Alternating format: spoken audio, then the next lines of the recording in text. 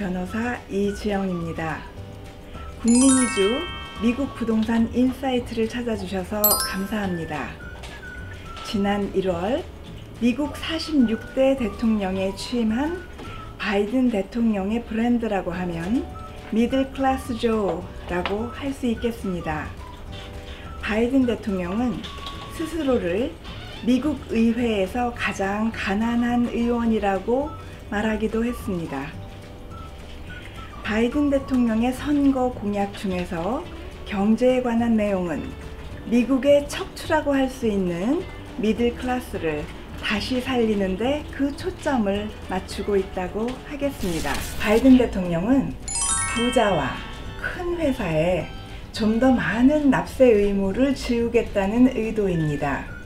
여기서 부유함의 기준은 가계당 연수입이 40만 불 이상부터입니다. 여기서 개인당이 아니고 가계당입니다. 바이든 대통령은 그 이하의 수입이 있는 가계에는 과세가 증가하지 않을 것이라고 했습니다. 따라서 바이든 대통령의 세금 개혁안은 이 큰 원칙 하에서 초안되고 발표되고 있습니다. 그 주요한 골자들 몇 가지만 예를 들어 보겠습니다. 40만 불 이상 고소득 수입 가계에는 현재 최고 소득 세율을 37%로 해서 39.4%로 인상한다는 안이 있습니다. 그리고 고소득자에게 급여세를 일정 증세하며 공제액에 제한을 두겠다는 내용도 포함되어 있습니다. 그리고 주식회사를 보면요, 주식회사 세제에 있어서 우선 2017년 트럼프 대통령이 당시 35%였던 주식회사 세율을 21%로 낮춰버렸는데 이를 28%로 다시 인상할 예정입니다. 미국 재무부에 의하면 전 세계의 주식회사 세율을 다 감안해 볼 때 21%는 너무 낮은 세율이라고 합니다. 그리고 주주들에게는 많은 수입을 보고하면서 연방세금은 전혀 내지 않는 대규모 주식회사들이 적지 않게 있기 때문에 주주들에게 보고하는 수입이 20억 불 이상인 경우 그 장부 수입, 부크 인컴이라고 하는데요, 장부 수입의 최소 15%를 과세하겠다는 제한도 있습니다. 또한 아일랜드처럼 세금이 적은 나라에 회사의 본부를 옮겨서 절세하는 것을 막기 위해서 이런 회사들이 사용하던 회계상의 공제 방법을 금지하도록 하는 안도 포함되어 있습니다. 자, 오늘은 여러분께서 미국 부동산 인사이트에 와주셨으니까요, 바이든 대통령 행정부의 세법 개혁과 새로운 정책이 미국 부동산 시장에 어떤 영향을 가져올지를 살펴보도록 하겠습니다. 민주당의 정책이 대체로 그러해 왔듯이 바이든 대통령의 부동산 정책도 저소득층의 주거 개선과 재정 보조에 그 무게를 두고 있습니다. 현재도 극빈층을 위한 주거 보조 바우처가 있기는 한데요, 그 혜택을 받는 사람들보다는 수입이 조금 더 많은 저소득층의 사람들이 당신들의 수입의 30%보다 더 많은 금액을 임대료에 소비하지 않도록 텍스 크레딧을 구상하고 있습니다. 그리고 처음 집을 구매하는 사람들을 위해서 텍스 크레딧 등의 혜택도 늘릴 예정으로 있습니다. 이러한 계획들은 중저소득층이 받는 혜택이기는 하지만 잘 생각해 보면 꼭 중저소득층에게만 좋은 일은 아닙니다. 이러한 중저소득층을 잘 살게 하는 정책의 결과로 집의 구매가 증가할 것이고, 그러면 부동산을 사서 파는 분들 그리고 개발사들에게 좋은 사업 기회가 됩니다. 그런데 바이든 정부에서는 아무래도 임차인의 권리가 좀 증대될 예정이기 때문에 특히 주거용 임대소득을 위한 부동산 투자인 경우에 조금 어려움을 겪게 될 수도 있습니다. 그렇게 되면 부동산 투자자들에게 임대용보다는 매도용 부동산 투자가 더 나은 사업이 될 것이라는 예측도 해볼 수가 있겠습니다. 경제 전문가들은 코로나가 휩쓸고 지나가면 세계 모든 나라에서 빈익빈, 부익부의 현상이 더욱더 심화될 것이라고 전망합니다. 코로나로 인해 얼어붙은 경제를 억지로 다시 소생하고 경제 위기 속에서 소멸되어가는 미들 클래스를 다시 살리기 위해서는 국가 차원의 다소 무리한 재정 지출이 어느 정도 예상되지요. 바이든 대통령은 거의 4조 달러에 달하는 연방 경제 부양책을 추진할 계획입니다. 그리고 지금까지 트럼프 대통령 시하에서 자금 지원이 동결되었던 도시들 시애틀, 포틀랜드 그리고 뉴욕시에 자금 지원이 이루어질 것입니다. 이들 도시는 미네소타에서 경찰의 과잉 폭력으로 사망한 조지 플로이드의 죽음에 대한 항의 시위 Black Lives Matter, 즉 흑인의 생명도 소중하다라는 시위가 맹렬하게 열렸던 곳들입니다. 연방 지원은 이 도시들의 경제 부활에 큰 윤활유가 될 것입니다. 사실상 바이든 대통령 당선 이후에 맨하탄의 새 딜은 그 전해의 같은 시기에 비해 코로나 시기인데도 불구하고 6%나 증가했습니다. 관계자들은 이런 현상을 뉴욕시의 번영에 대한 마켓의 새로운 확신이라고 해석합니다. 그리고 그 희망의 근원은 무엇보다도 트럼프 행정부 시절에 사라졌던 안정감과 연방정부가 뉴욕시의 회복을 지원할 것이라는 믿음 때문이라고 생각합니다. 물론 이런 계획을 실현하기 위해서는 재원이 필요하고 그를 위해 부유층에게 더 과세하게 되리라는 것은 짐작하기 어렵지 않습니다. 바이든 대통령의 세수 충당의 계획은 부자들이 활용했던 절세의 방법들을 폐지함으로써 이루어지는 경우가 많습니다. 그런데 이 방법들 중에 다수가 부동산 업계와 깊은 관련이 있습니다. 바이든 대통령은 우선 고소득자에게 장기 자본소득세, 우리나라에서는 양도소득세라 부르지요. 이것을 현재의 20%에서 40%로 증세할 계획입니다. 또한 소득이 100만 불 이상인 경우에는 자본이득에 대해서 현재의 23.8%인 자본이득세율 대신에 37%인 일반 소득세율을 적용할 것을 고려하고 있습니다. 그리고 여러분께서 주목하셔야 할 점이 있는데요.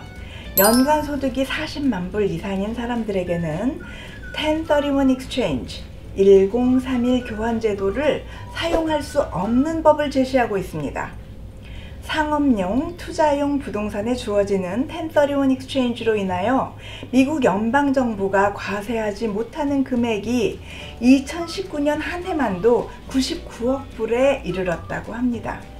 그러니 이 제도를 도입하면 당장 세수가 증가하는 효과가 있을 것입니다. 1031 Exchange는요, 1920년대에 미국 경제공황 때 부동산 투자를 장려하기 위해서 만든 제도인데요. 상용 부동산을 매도하고 판 것과 같거나 더 가격이 높은 부동산을 180일 이내에 구매한다면 양도소득세의 납부를 연기할 수 있게 해주는 제도입니다.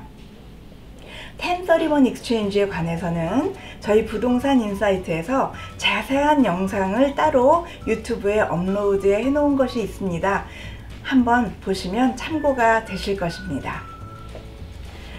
기존의 1031 Exchange 세법을 잘 이용하기만 하면 부동산 투자로 양도소득세를 거의 면세받을 수 있게 됩니다. 이 제도는 사용할 수 있는 횟수의 제한이 없어서 처음에 작은 부동산을 매입한 투자자가 이 제도를 통해서 보유한 세금액을 지렛대로 사용하여 점점 더 값나가는 부동산으로 바꿔 구입을 해서 자산을 증식할 수 있게 됩니다. 언제까지 그렇게 할 수 있습니까? 죽을 때까지 그렇게 할 수 있습니다.